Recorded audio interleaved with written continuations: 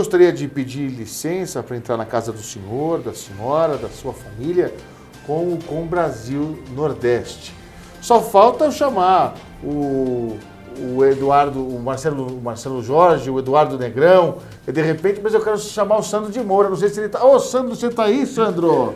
E eu estou aqui junto com o presidente da TV Com o Brasil aqui em Brasília, pedindo licença, evidentemente, para entrar na casa da senhora, entrar na casa do senhor, porque está começando o programa Com o Brasil Nordeste de hoje. Presidente, obrigado pela visita. Uma alegria. E vamos daqui a pouco acompanhar a programação do Com o Brasil Nordeste, porque tudo que é bom com o Brasil fica melhor. Vamos chamar a nossa assistente de mídias sociais, Natânia Mello, que está em Pernambuco. Pode girar. O governo do Rio Grande do Norte lançou na manhã desta segunda-feira 24 o programa Turismo Cidadão, com o objetivo de estimular o turismo regional por meio do programa fiscal Nota Potiguar. A iniciativa conta com a parceria da Improtur e secretarias estaduais de turismo e tributação. A ação começa a valer em setembro e vai operar em fase inicial por 3 meses.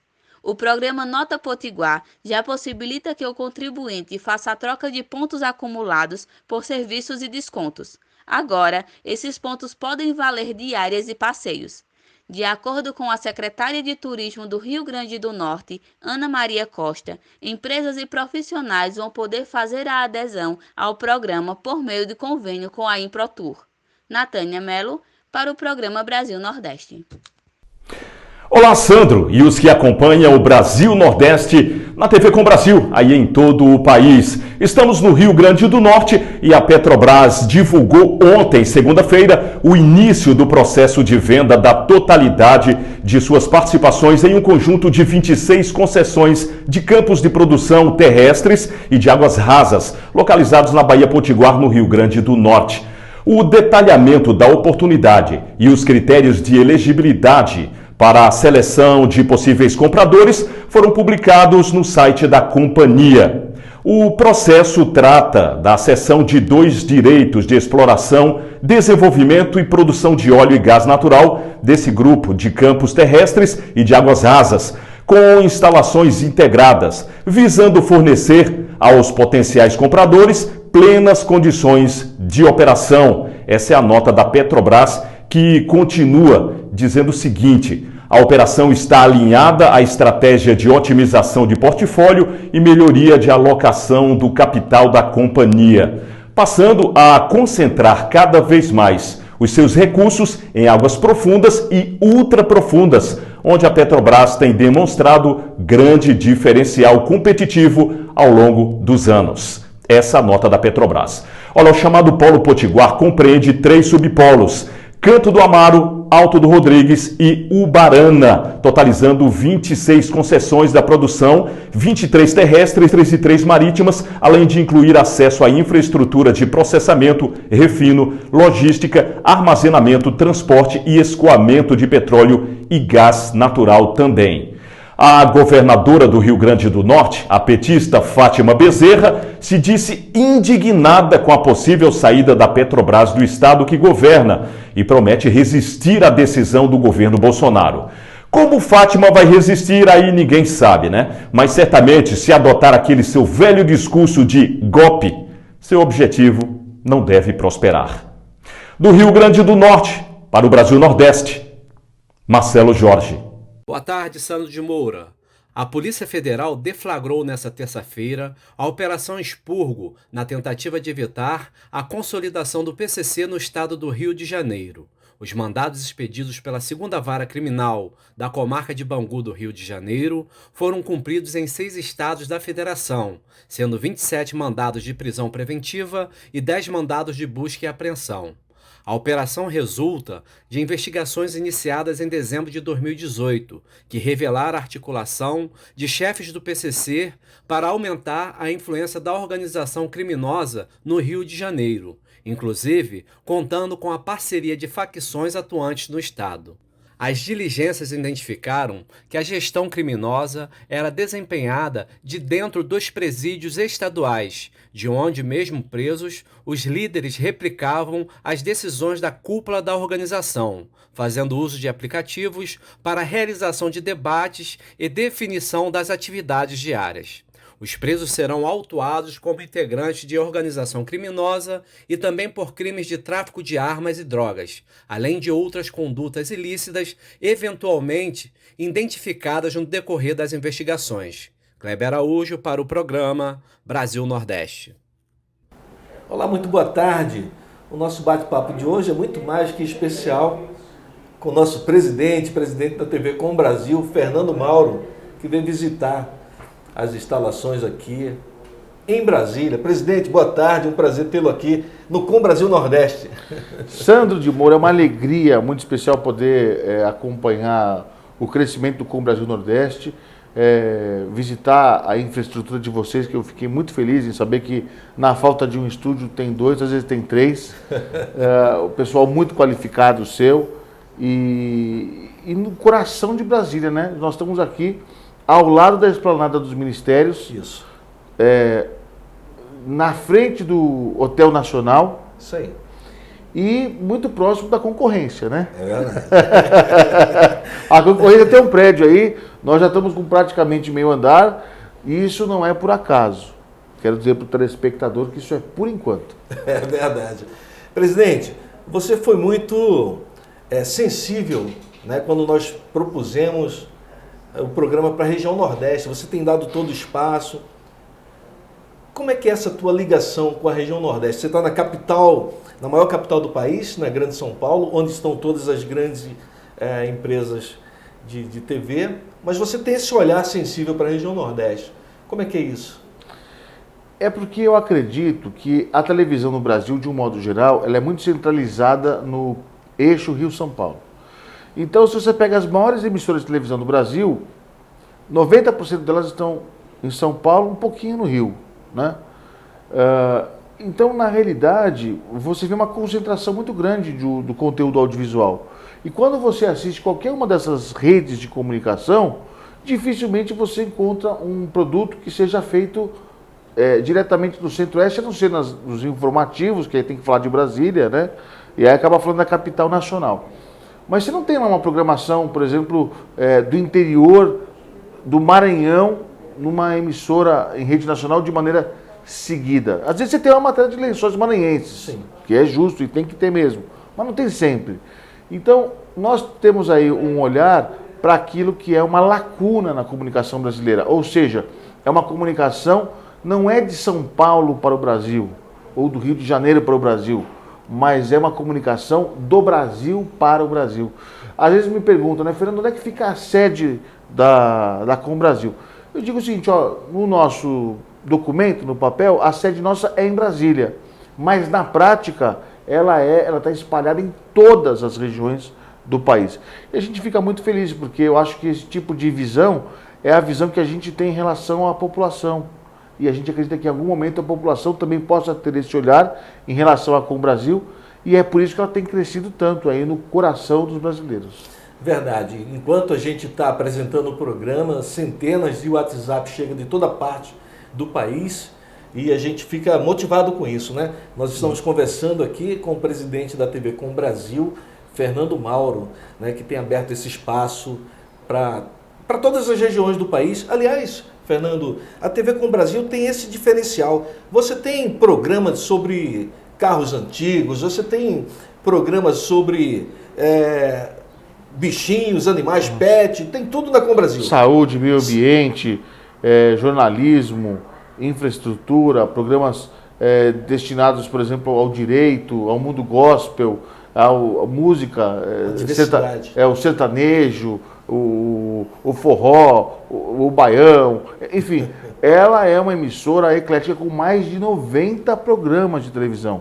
Hoje são 96, 97, já nós estamos comemorando o 100º programa da Com Brasil.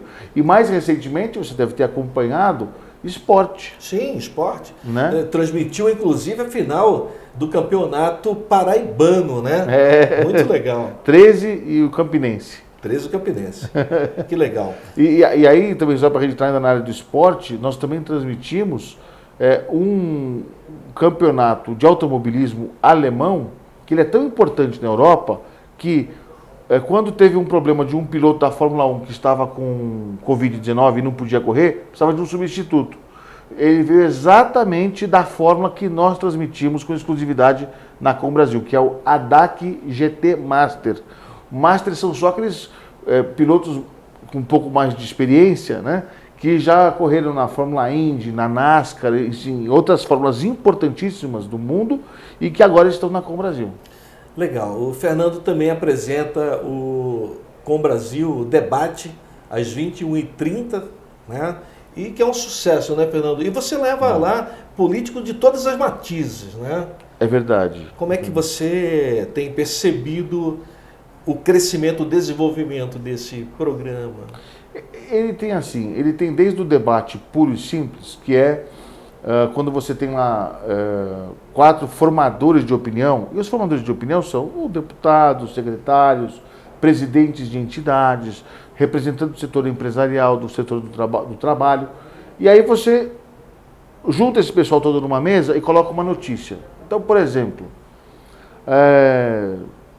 sei lá, o presidente Bolsonaro agora vai fazer o veto à questão do aumento do funcionalismo público, por conta das contas, né, públicas que estão complicadas, não aqui no Brasil, mas no planeta Terra. Ele vai fazer esse veto. Qual a sua opinião? Alguém que é da oposição vai falar, isso é um absurdo, porque vai prejudicar o funcionário público, etc, retirar direitos, isso não se faz e tal. E do outro lado você vai pegar alguém que é do governo que vai dizer o seguinte, olha, não é melhor receber um salário do que não receber nada? Porque se a gente tiver que dar aumento para todo mundo o tempo todo, de repente nós não vamos ter dinheiro para pagar, que tem muito estado e prefeitura que a gente nunca imaginou na história do Brasil que fosse ficar sem pagar salário de servidor e ficou. Então vocês querem fazer o quê? Bom, e aí fica o debate. Então isso é um negócio interessante e às vezes nós fazemos, eu estou batizando isso aos poucos porque a emissora ela vai se formando aos poucos, né? De coletiva de imprensa. O que é coletiva de imprensa? Um dia desses você convidou lá no programa o Roberto Jefferson. Sim. Então, ao invés dele ficar debatendo com um ou com o outro, ele é perguntado. A gente coloca o Roberto Jefferson, é uma espécie de roda viva, vai que tem na TV Cultura. Nós temos o coletiva de imprensa na Com Brasil. E aí você tem desde o Roberto Jefferson, passando pelo Roberto Requião, por exemplo, que esteve recentemente no programa, então um representante da direita, outro representante do centro-esquerda, vamos chamar assim, e assim grandes pensadores do Brasil, aqueles que pensam o Brasil, têm um assento reservado no Com Brasil Debate, para a gente realmente discutir o Brasil, porque o país não é uma moeda de apenas uma face, não pode ser um samba de uma nota só. E é por isso que a gente faz o debate, que a gente acha que é muito saudável e colabora com a democracia.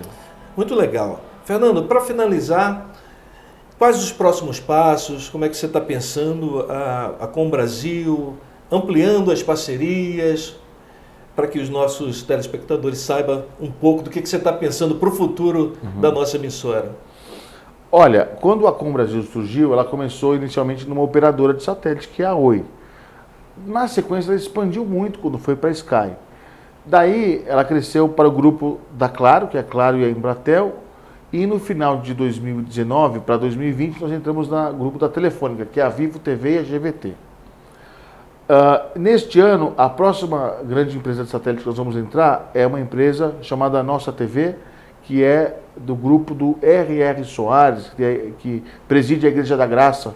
Eles têm uma operadora própria e nós vamos entrar lá no Canal 20. É uma coisa muito recente, primeira mão aqui no seu programa de televisão. Então isso é a cobertura nossa via satélite do Oiapoque ao Chuí, 24 horas por dia.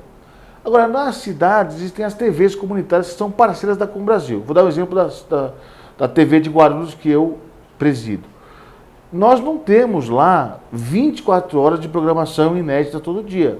Nós temos 4, 5, 6, 7, 8, uma reprise ou outra, no máximo 10 horas por dia. Nas outras 14 horas, o que nós passamos? A Com Brasil, e notadamente da madrugada, entre meia-noite e 8 horas da manhã, não tem nem discussão, sempre passa a Com Brasil, porque ao invés de ficar passando reprise ou passando nada, a gente prestigia a emissora nacional. E aí, além dessas 8 horas, mais 6, ou seja, formando 14 horas de transmissão da Com Brasil. Qual que é o grande desafio até o final de 2020?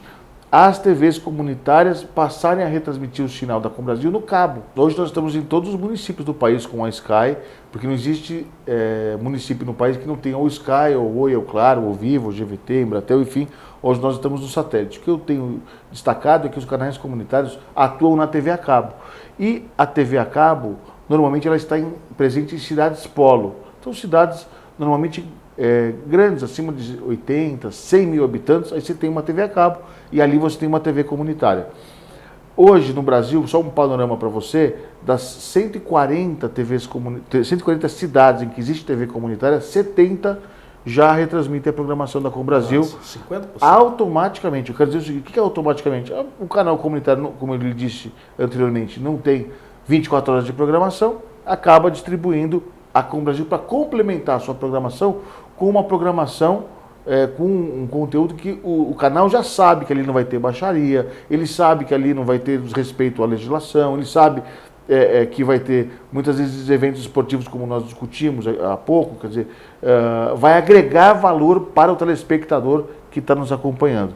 Então, no piloto automático já são 70 TVs comunitárias. Até o final do ano a gente acredita que devemos chegar em 100 cidades na TV a cabo e 12 capitais no mínimo. Com esses números nós vamos de 50 milhões de brasileiros que recebem o sinal da Combrasil para 70 milhões, ou seja, 33% de cobertura no país, 1 a cada 3 habitantes vai receber a programação da Combrasil. Isso é 2020 agora. 2021 a gente imagina outras atividades que possam fazer o nosso sinal crescer ainda mais. Quem sabe sonhar com a TV aberta, né? Quem sabe, né?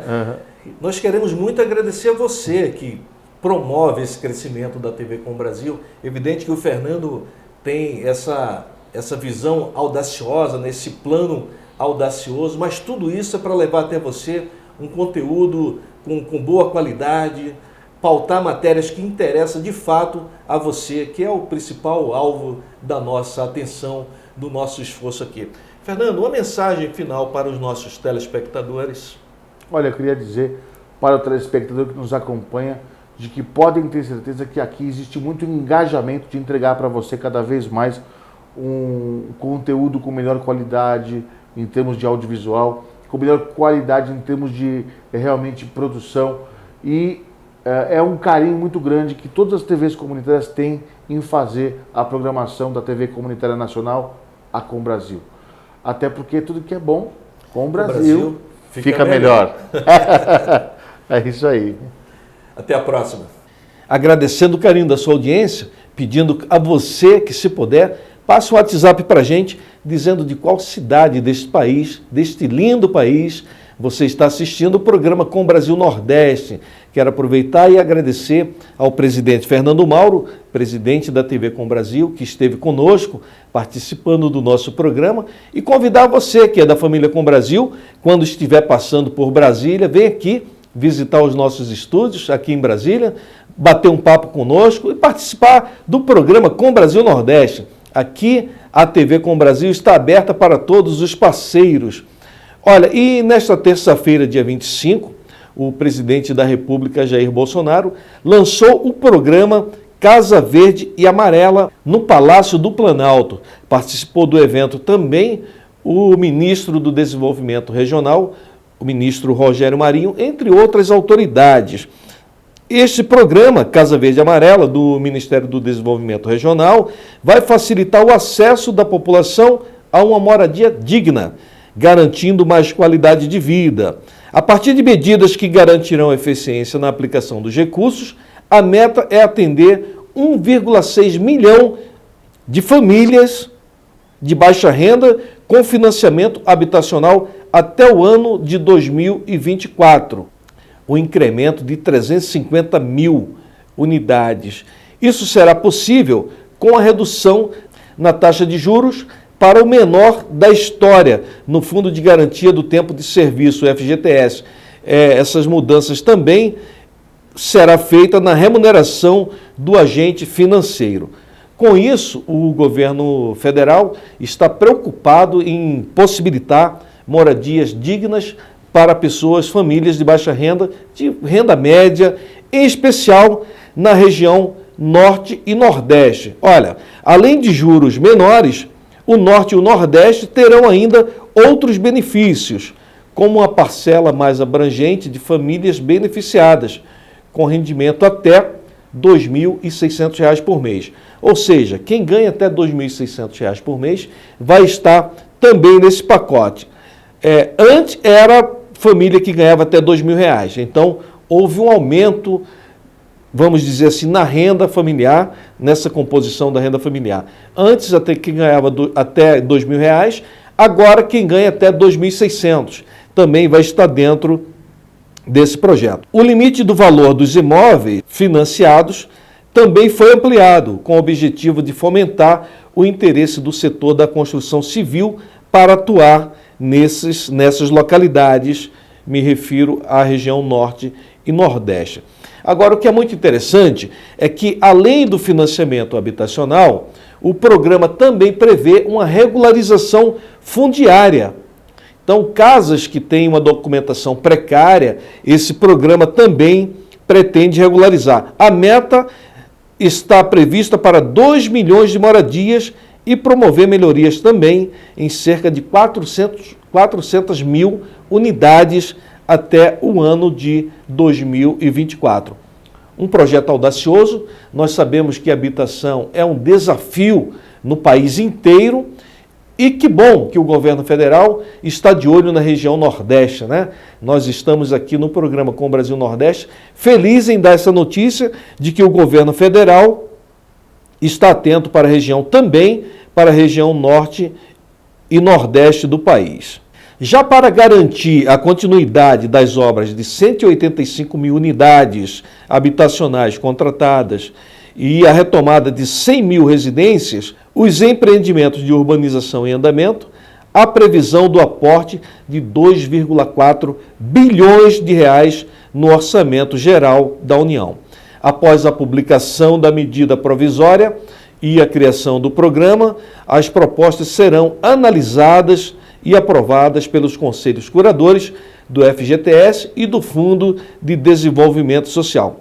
Está prevista essa fiscalização, essa aprovação ainda este ano e serão publicados os primeiros editais para contratação de regularização fundiária e melhorias habitacionais. Então, um programa audacioso do governo do presidente Jair Bolsonaro, importante também porque a gente sabe que a construção civil emprega muita gente, né? Toda obra emprega muita gente. Então, esse programa prevê também a contratação de milhares de pessoas no setor. Então, uma boa notícia para nós trazermos ao programa de hoje, deixar você sabendo que, apesar desse caos que foi tomado no país por conta da Covid-19, existe saída, o governo está trabalhando, graças a Deus, e com isso vem uma esperança, né? Um fôlego novo para a nossa população, através de uma medida como essa, que vai construir milhares de casas e, com isso, gerar também milhões de emprego. O governo federal retoma a construção de cerca de 2.100 casas, reforçando o compromisso do governo federal em dar continuidade às obras já contratadas e retomar as obras que estão paralisadas. O ministro Rogério Marinho assinou, portanto, na tarde de ontem, o termo de retomada da construção de 2.160 unidades habitacionais em Maceió, no estado de Alagoas. As moradias fazem parte dos residenciais Mário Peixoto Costa 1 e 2, Vilas do Mundaú, contratados em dezembro de 2018, e deve beneficiar cerca de 9 mil pessoas de baixa renda. Isso prevê um investimento de 172,8 milhões de reais. O Ministério do Desenvolvimento Social negociou a continuidade das obras com os valores contratados, sem aporte de recursos complementares. Está aí. Essas informações nós obtivemos direto com a assessoria de comunicação social do Ministério do Desenvolvimento Regional e estamos trazendo aqui para você no programa Com Brasil Nordeste. Como eu já falei anteriormente, construção de moradias que vai abrigar de forma digna milhares de brasileiros. E uma outra coisa que é muito importante também, geração de emprego, né? Muita gente vai poder levar o pão para casa e colocar o pão na mesa através dessas obras. Eu espero que você tenha ficado um pouco mais animado com essas informações, com essas boas notícias que nós estamos trazendo para você no programa Com Brasil Nordeste de hoje. Agradecendo aqui o carinho da sua audiência, pedir que, se você puder, continue conosco. Vamos chamar Célia Moraes, que é presidente do Desafio Jovem aqui no Distrito Federal. Ela que vai contar com a participação do psicólogo Jefferson Pedrico. Eles vão trazer a pílula de hoje que vai curar a sua família. Célia, é com você. Olá pessoal, boa tarde. Estamos aqui de volta para dar continuidade às nossas pílulas. São dicas fundamentais para que você tenha uma vida livre das drogas dentro da sua família. Hoje nós vamos falar sobre a descoberta. Você, família, descobriu drogas nas coisas do seu filho, do seu parente. O que fazer, Jefferson? O que geralmente acontece, né? É importante a gente entender como acontece e o que fazer depois. O que geralmente acontece quando uma mãe encontra droga na mochila do filho, geralmente a mãe ela esconde a droga, ou ela faz de conta que não viu, ela não interage com o filho a respeito daquilo. Então, nesse momento, o mais adequado, identificou que é droga, identificou, chamar esse filho para essa conversa. E não, de forma alguma, negar essa possibilidade. Até porque hoje em dia, né, o uso da droga está tão disseminado que para o adolescente, para o jovem, o uso de drogas é algo muito comum. Para eles é natural, é normal usar drogas. Vê-se aí o uso da maconha, que cada vez mais está alcançando aí pessoas mais jovens cada vez mais. Então, essa conversa, né, Jefferson, ela tem que ser sincera e sem medo, né? Que é de acordo com o desenvolvimento da criança, essa mãe ela cria um vínculo com o filho. E esse vínculo ele precisa ser mantido até a adolescência, até a fase adulta dele. E só dessa forma que essa conversa franca, que é necessária, vai ser possível.